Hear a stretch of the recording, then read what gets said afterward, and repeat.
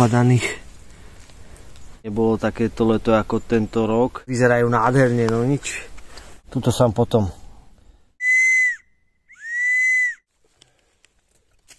Často, keď človek natrafí na...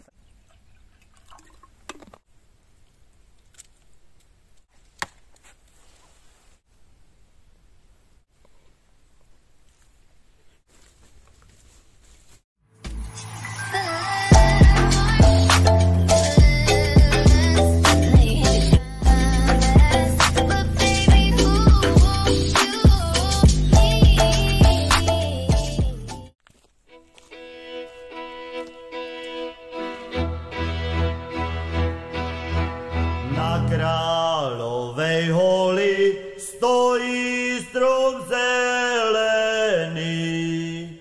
Na Kráľovej holi stojí strom zelený. Vrch má naklonený, vrch má naklonený, vrch má naklonený k tej slovenskej zemi.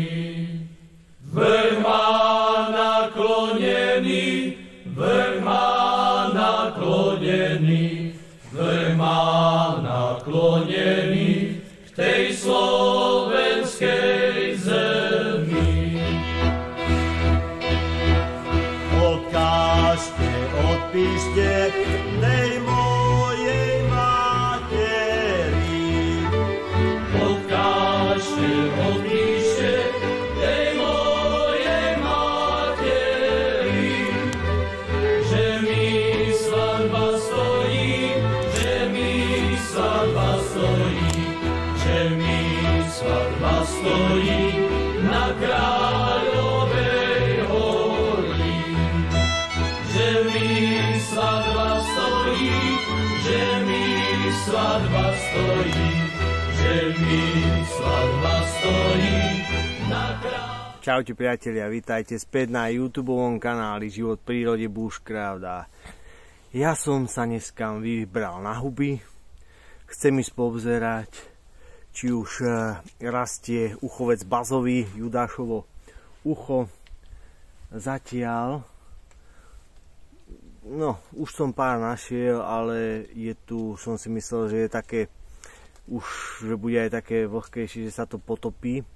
Však sneh, kto ste videli to na posledný video, kde napadalo kopu snehu, tak sa to pomaličky všetko potopilo a hovorím si, že však už bude dosť mokro, a lebo tento uchovec bazový, Judášovo ucho, má rado také vlhké prostredie, teploty nad nulou. Lenže prišiel som sem a je ešte tu strašne sucho. Za to vidím hneď na tomto potôčiku, ktorý tu tečie, že teraz vôbec netečie.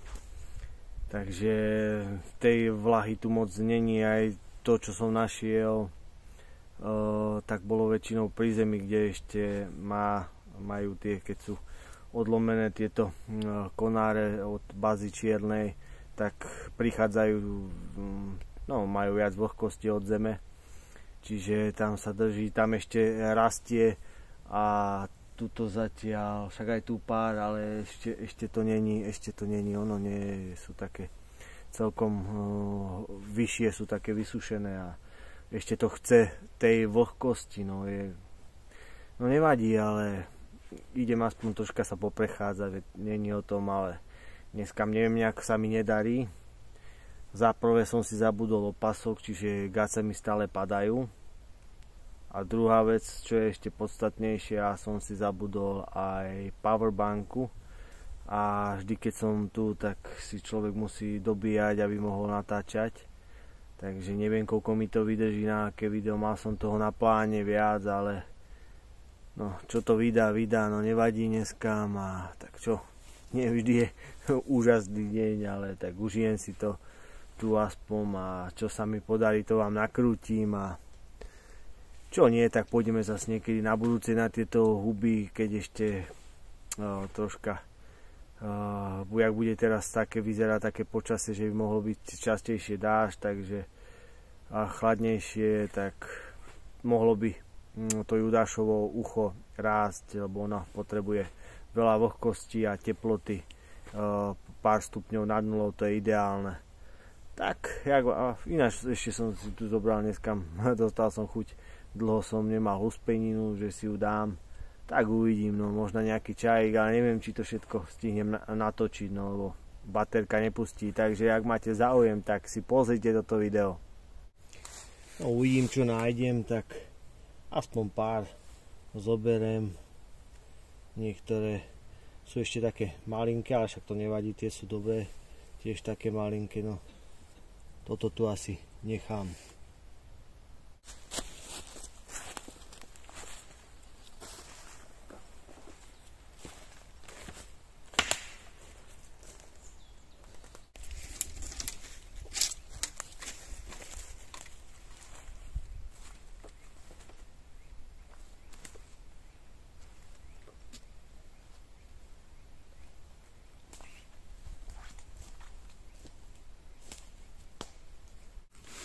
Ako som vravil, vidíte tuto na takých tých popadaných konárikov z bazy čiernej na zemi sa dajú pekne nájsť, takže no ale hovorím, je to suché zatiaľ, no mne je to ideálne, ale tak aspoň niečo.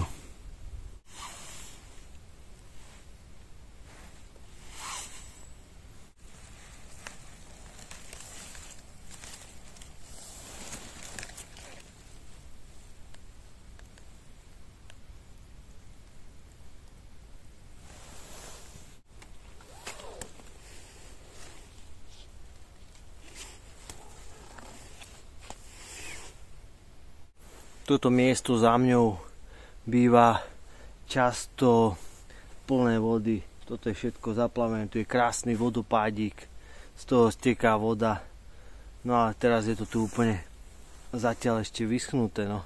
Ja som myslel, že jak sa ten sneh potopí, že sa to rozbehne, ale tak ten les musel byť dobre vysmednutý, však sme mali veľmi suché leto, proste bez rážok a tak, to už dlho také nebolo, takéto leto ako tento rok a si to vypýtalo svoju daň, takže všetko si to pekne tá pôda bere, no musela by to poriadne všetko vyschnuté, to vidím aj na tej baze čiernej, keď si človek pozrie, že ako je úplne suchučká a pritom človek je bláto, všetko si myslel, že no, ale nevadí, ale aspoň viem, ako to tu vyzerá, to je dôležité. Potom sa pôjdem ešte pozrieť nejaký ten iný dátum, troška keď ešte teraz by malo byť nejaké také obdobie a tam bude častejšie pršať, tak sa to všetko rozbehne. No uvidíme, čo ešte stihneme do Vianoc.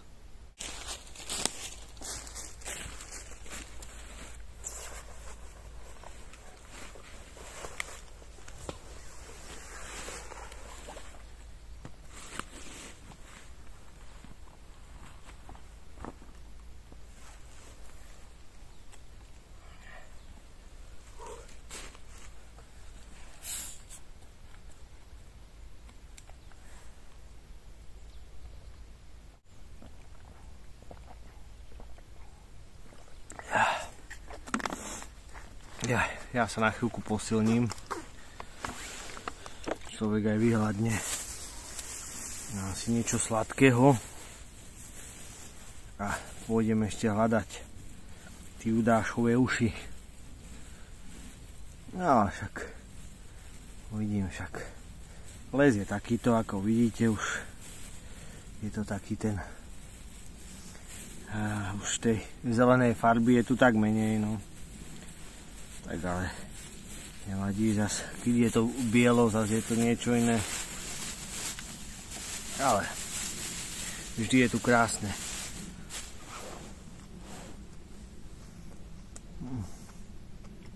Takže aj tu máme nejaký ten úlovok. Poriadne ucho.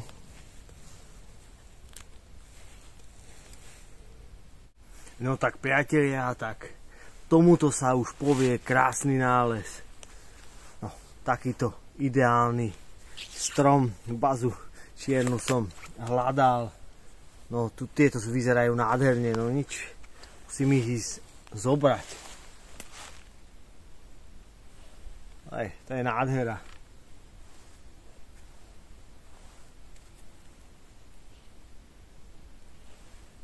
Tak predsa, tento je úrodnejší.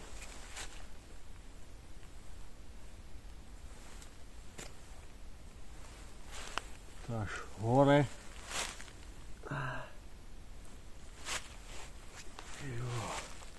Nádhera.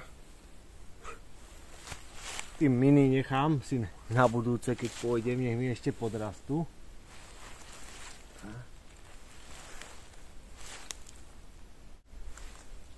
Takže paráda.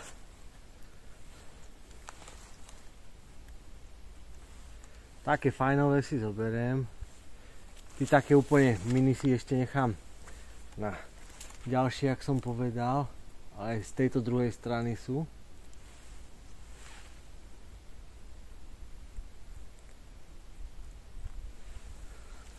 To je paráda.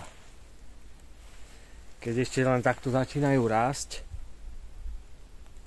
tak sú fajnové. To je také ideálna veľkosť. No. Ukážte.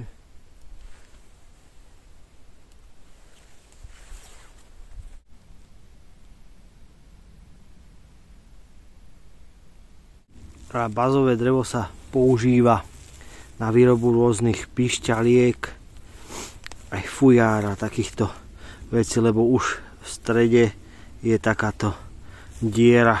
Teraz aj tuto som vám ukázal, že proste je tam taká dužinka. Ona býva, no ešte to nie je taký hodné, ona keď začne potom, tak je to úplne také vláčne a to pekne ide vytlačiť z toho a vlastne vám ostane iba taká stredová, je to taký efekt slámky, to drevo využíva. Aj tuto to možno vidíte, len teraz sa to horšie, hovorím, keď je úplne to mokré, v zimnom období, keď bude snehu, potom sa to vie zbierať a ľahko sa to vyvrtá. Ja som si to, keď som robil malé pišťalky, tak aj drievkom si to vytlačíte a máte v strede máte dierku, ako toto vidíte pekne. Ale býva aj viacej, toto je taká akási mini dierka, záleží na aké drevo natrafíte. Ale paráda, mám tu nejaké pišťalky, čo som si kedysi robil, tak vám to môžem ukázať. Ako vidíte, ja som si povyrábal kedysi takéto rôzne z bázy dreva, bázy čiernej, takéto píšťalečky. No. Takže tuto sa potom si to pekne vyvrtáte. Ja niekedy budem mať čas a pôjdem si ešte vyrábať, si to ukážeme. No. Vyvrtáme, tuto sa potom dá taká zátka. Tu si spravíte takúto dierku, približne, aby ten vzduch, a tu sa dá ďalšie drievko, ale tu sa tak upraví, aby tam mohlo sa fúkať na takýto. Človek sa musí s tým vyhrať. To sú také jednoduché. A niekedy skúšať, nevždy sa vám to hneď podarí na prvý krát, aby to pískalo. Môžeme si ich aj vyskúšať. To sú takéto mini, čo som si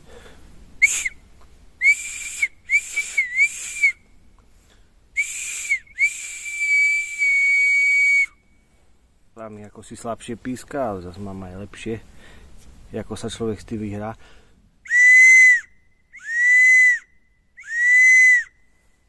To je zase lepší zvuk. Táto taká dlhšia.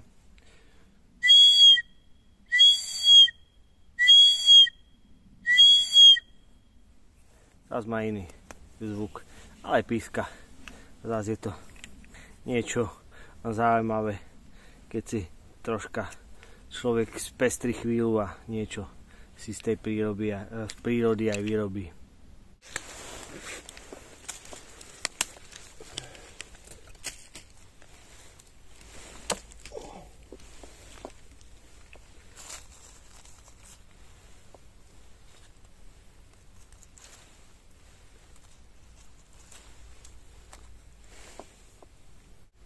Ako vidíte tu za mňou, tiež tu býva plné vody a nejaká vodička sa tam drží, aj to steká troška dole, ale je to zatiaľ je to bieda, ako je človek zvyknutý. A milujem tie miesta pri vodičke, keď tu všetko bzučí ten potôčik, teraz je taký tichučký, ale nevadí, no však. Ja som zatiaľ aspoň čosi našiel dneska, no to stačí.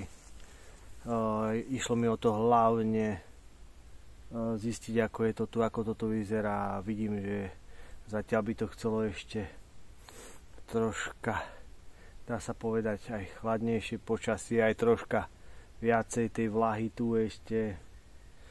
Zas bude blata, no. A potom zase pôjdem na Judášove ucho. Minule som z toho, keď som takto bol zbierať, tak som ešte aj tú ostrokyslú polievečku z toho varil, takú čínsku polievečku tu pri potôčiku. Keď mrzlo, tak to bola paráda, že som ešte našiel a uvaril som si nejakú tú polievku z toho a teraz pôjdem ešte ďalej už a to mi už asi viacej toho nenájdem, toho Judášového ucha, lebo hovorím, väčšinou je to len pri zemi, kde je viacej vlhko, ešte na tých stromoch vyššie. To bol jeden taký výnimočný, čo sme tam našli dneska a to bola paráda. Asi dobre stekala tá voda, sa tam držala dobre tá vlaha.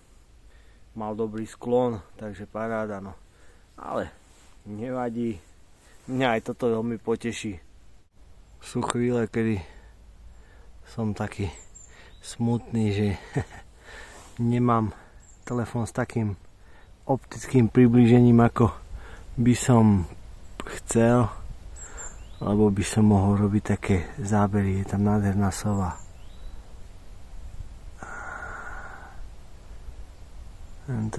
Tie zábery stoja za prd.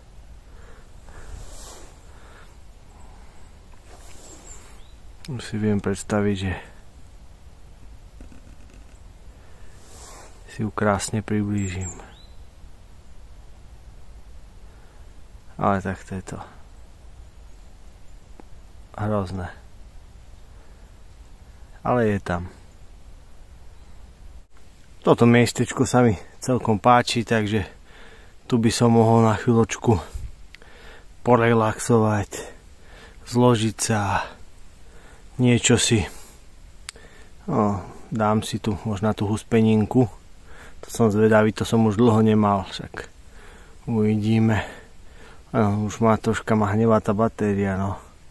Ako to dá, našťastie dneska mne mrzne, lebo keby mrzne, tak to sa vybíja dvakrát tak rýchlo, ale uvidím, hádam niečo stihneme.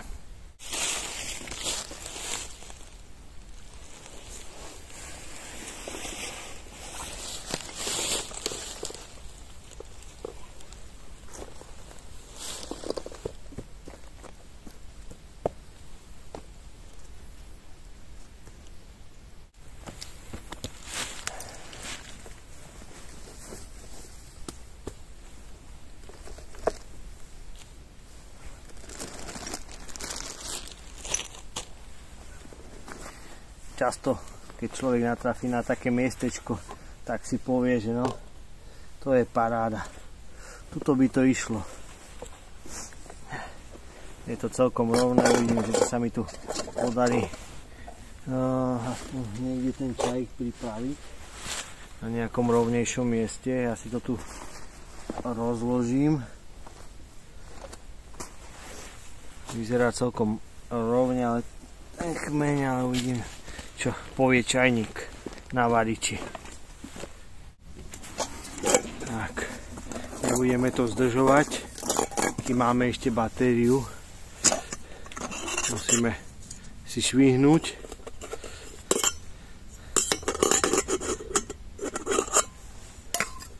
Dám si tu variť vodičku na čajík.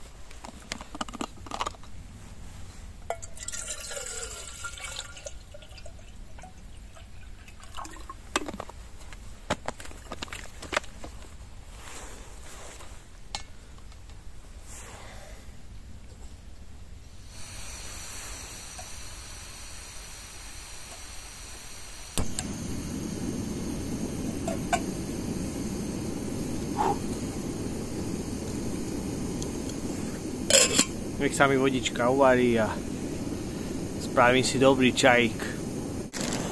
Dám si tam najskôr cukor, nech sa mi tam hneď roztopí. Keď sa začne vodička variť.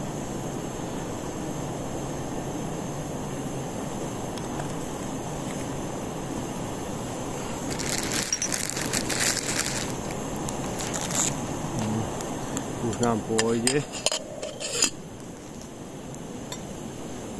Si nachystáme.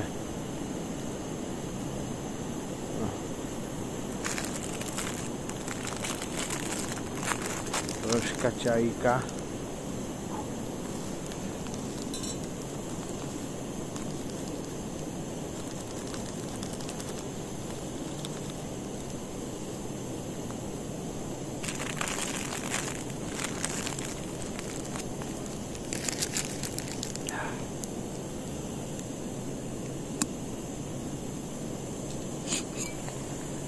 Sa varí vodička. Au!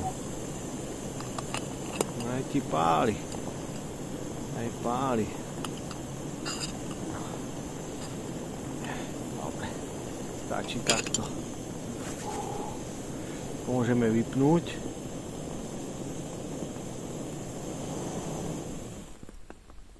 A necháme luhovať. Dám si tam trocha citrónika.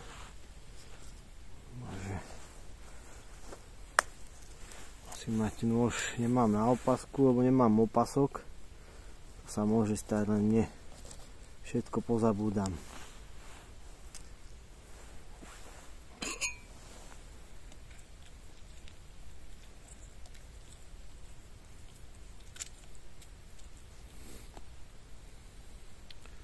Hovorím, niektoré tie veci, čo u nás sa predávajú v obchode, fakt minule pozerám jednom nemenované, že minule som si robil tieto také tí gaštany. Hovorím, a keď to tam vidím, ja sa normálne bojím to kupovať. Normálne plesnivé, však akože tí gaštany sú celkovo náchylné, že sa to musí rýchlo spotrebovať, ale ako predávať plesnivé gaštany, tak to už... A není to jediný výrobok. A nevedia za všetko, čo by pýtali, a keby to bolo aspoň kvalitné.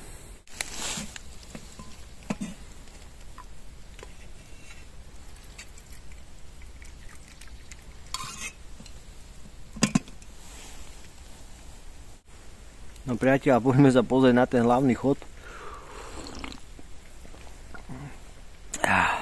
Mám tu nejakú huspeninu. Už som mu dlho nemal a neviem ako chutí. No. Tieto kupované, neviem či som aj niekedy kupovanú huspeninu mal. Vždycky papka robila dobrúčku. Už teraz človek nemá tak často si pripraviť tú svoju. Ale uvidíme, čo to je. Ako to bude chutiť. Poctivý gazda. Moderné spracovanie, tradičná chuť. No tak som zvedavý. Teraz rozmýšľam, že čo s tým. Či si to tu mám vykydnúť. A či to vôbec pôjde. Alebo si to nechám v tom.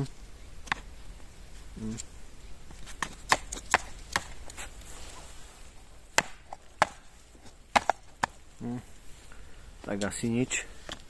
budeme to je v tom, ale je to zaujímavé. Ešte dám si troška toho chlebíka. Musíme všetko tak opatrne. Som troška na bríšku. Ale v prírode ťažko dosiahnuť rovnováhu. No uvidíme. Som si zobral tuto aj ocot. To je taký zo sirupov, čo si robíme kapučínko. Niekedy Peťu zoberiem do lesa, pôjdeme si spraviť nejaké ochutené kapučino, keď už bude taká zimná edícia. Nech to má niečo zaujímavé. Aj ona ľúbi také, tak jej pripravíme tuto v lese niečo. Ukážte.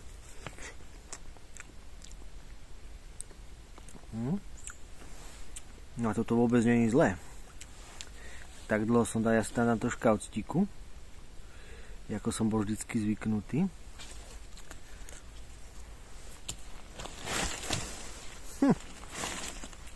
A toto nevyzerá vôbec, nechutí teda vôbec zle.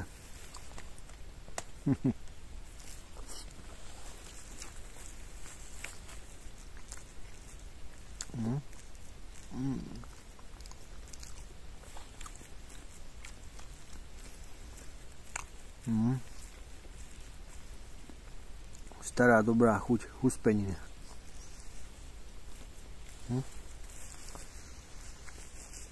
Ako detko som to miloval.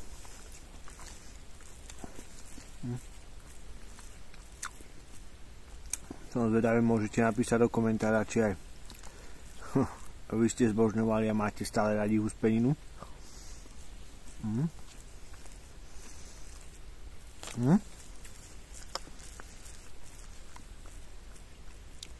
Ale som prekvapený, že je fakt dobrá. Poctivý gazda nesklamal.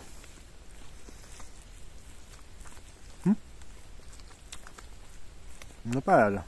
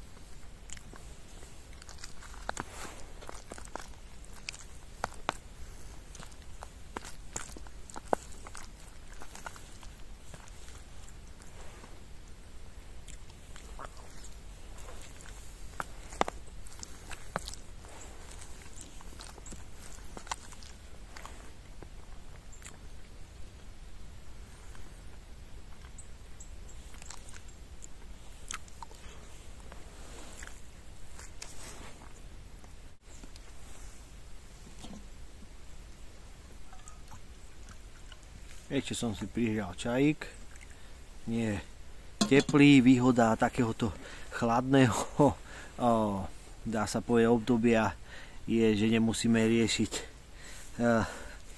veci, ako je chladničku, že či veci sa nám nepokazia, lebo celé toto všetko je jedna veľká chladnička. Čiže to je paráda, čiže môžem si zobrať aj také veci, ktoré by potrebovali byť v chlade. A preto si to človek užíva aj v takomto období.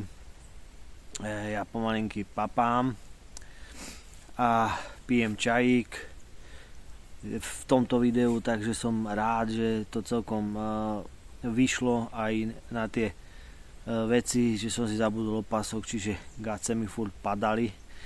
A to není bohvie čo, keď chodíte po lese, furt si musíte napravovať gate, no ale tak čo už.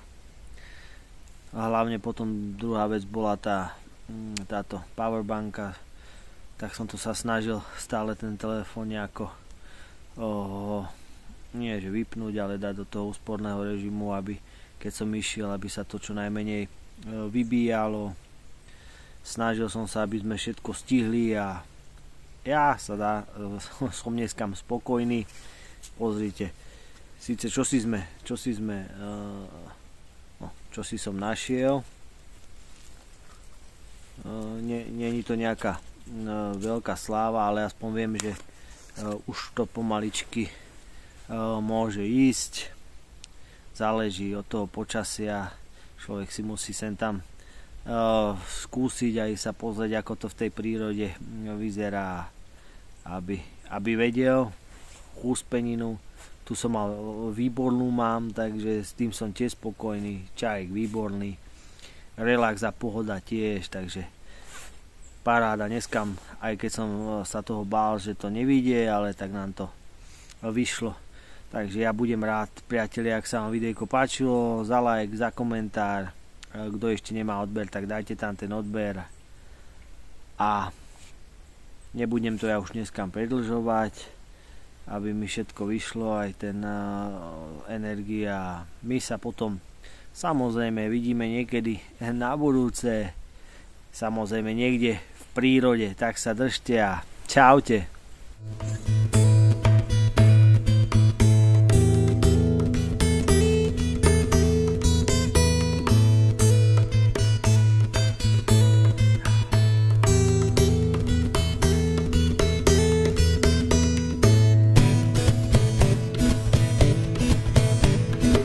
Povedz mi ty, kukulienka, táčik milovaný, prečo ja tak veľmi ľúbim kraj tu pod Tatrami, prečo som ja neutiekol do cudzieho sveta.